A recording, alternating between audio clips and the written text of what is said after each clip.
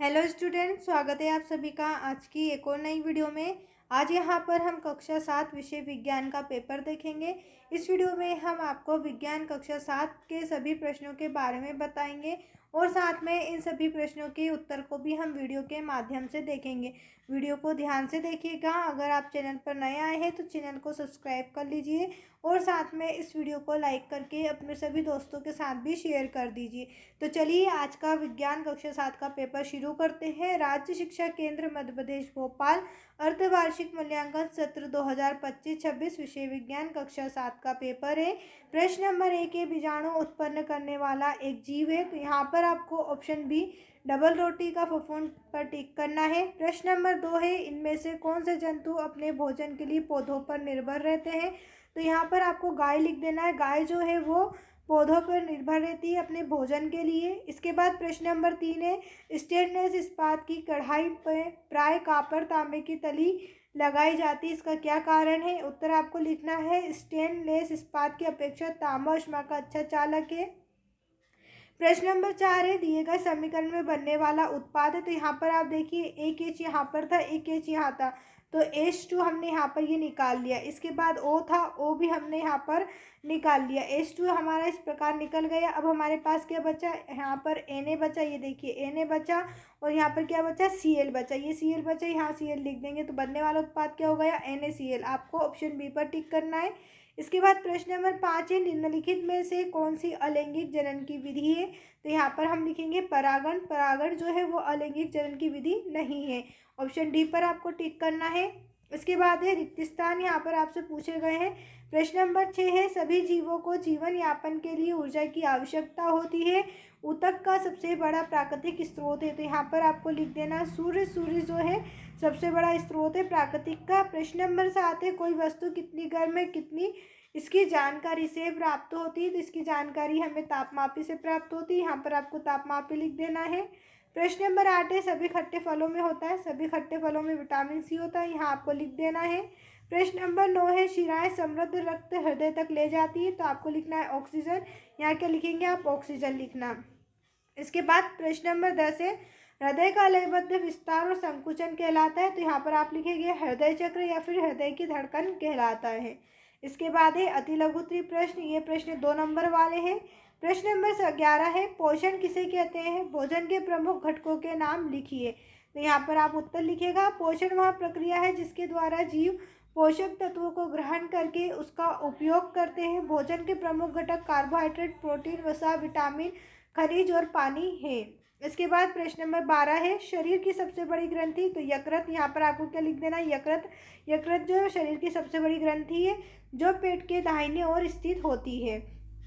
प्रश्न नंबर 19 है, ऊष्मा स्थानांतरण करने में चालन की प्रक्रिया को समझाइए। उत्तर आपको लिखना है, चालन ऊष्मा स्थानांतरण की एक प्रक्रिया है जिसमें ठोस पदार्थों में ऊष्मा एक सिरे से दूसरे सिरे तक कणों के बीच सीधे संपर्क के माध्यम से स्थानांतरित होती है। इसके बाद प्रश्न नंबर 14 है, बर्फ का पिघलना कौन सा परिवर्तन है।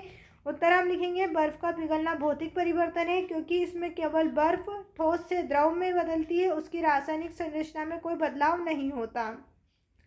प्रश्न नंबर 15 है, ऊतक किसे कहते हैं। उत्तर में हम लिखेंगे ऊतक किसी जीव के शरीर में कोशिकाओं के समूह को ऊतक कहते हैं जिनकी उत्पत्ति एक समान हो तथा वे एक विशेष कार्य करती हो। इसके बाद है अगला प्रश्न। अगला प्रश्न करने से पहले अगर अभी तक आपने हमारे चैनल को सब्सक्राइब नहीं किया है तो चैनल को सब्सक्राइब कर दीजिए। दोस्तों आप वीडियो तो देख लेते हैं, उत्तर भी देख लेते हैं, आपके पेपर भी अच्छे जाते हैं, लेकिन आप हमारे चैनल को ही सब्सक्राइब नहीं करते हैं। तो सबसे पहले चैनल को सब्सक्राइब कर दीजिए और वीडियो को लाइक करके अपने सभी दोस्तों के साथ भी शेयर कर दीजिए। कमेंट करके ज़रूर बताना किस किसने चैनल को सब्सक्राइब किया है और किसको हमारी वीडियो अच्छी लगी। यहाँ पर प्रश्न नंबर 16 आपसे पूछा है, पादपों में जनन कितने प्रकार के होते हैं, नाम लिखिए। उत्तर हम लिखेंगे, पादपों में जनन मुख्य रूप से 2 प्रकार के होते हैं, अलैंगिक जनन और लैंगिक जनन। इसके बाद है लघु प्रश्न। यहाँ प्रश्न 3 नंबर वाला है। प्रश्न नंबर 17 है, जीवों को भोजन की आवश्यकता क्यों होती है। उत्तर लिखेंगे, जीवों को ऊर्जा प्राप्त करने, शरीर की वृद्धि, विकास के लिए, टूटी फूटी कोशिकाओं की मरम्मत करने और विभिन्न रोगों से बचाव के लिए भोजन की आवश्यकता होती है। इसके बाद प्रश्न नंबर 18 है, गर्मियों में सफ़ेद या हल्के रंग के वस्त्र तथा सर्दियों में गहरे रंग के वस्त्र पहनना अधिक आरामदायक क्यों होता है? उत्तर हम लिखेंगे सर्दियों में हल्के रंग के कपड़े पहनने से आराम इसलिए मिलता है क्योंकि सूर्य की अधिकांश ऊष्मा को परावर्तित कर देते हैं, जबकि सर्दियों में गहरे रंग के कपड़े पहनने से आराम मिलता है क्योंकि वे सूर्य की अधिकांश ऊष्मा को अवशोषित कर लेते हैं। इसके बाद प्रश्न नंबर 19 से पूछा है अम्ल एवं क्षार में कोई 3 अंतर लिखिए। तो यहाँ पर पहले लिखेंगे स्वाद में खट्टे होते हैं और ये कैसे होते हैं? कड़वा। नंबर 1 में क्या लिख लोगे आप? खट्टा, इसमें कड़वा। ये नीले लिटमस को लाल कर देते हैं और ये लाल को क्या कर देते हैं? नीले कर देते हैं। आपको उल्टा कर देना, पहले नीले को लाल में करना और फिर लाल को नीले में कर देना है। इसके बाद इसका पीएच मान 7 से कम होता है और इसका 7 से अधिक। तो इस तरीके से आपको आसानी से ये सभी अंतर भी याद हो जाएंगे। अब अगला प्रश्न आप देखिए, प्रश्न नंबर 20 है। आपको 3 द्रव दिए गए हैं जिनमें एक संतरे का रस, दूसरा चूने का पानी, तीसरा शक्कर का विलयन। आप हल्दी के सूचक के रूप में उपयोग करके उनकी प्रकृति का निर्धारण कैसे करेंगे? उत्तर इसके लिए पहले प्रत्येक द्रव की कुछ बूंदें हल्दी के साथ मिलाएं। यदि रंग लाल भूरा हो जाए तो वह चूने का पानी है। यदि संतरे के रस की बूंद डाली जाए तो रंग लाल भूरा हो जाएगा और यदि चूने का पानी की बूंद डाली जाए तो शक्कर का विलयन उदासीन रहेगा। अब इसके बाद प्रश्न नंबर 21 है। मानव शरीर में उत्सर्जन की क्रिया ना हो तो क्या होगा? समझाइए।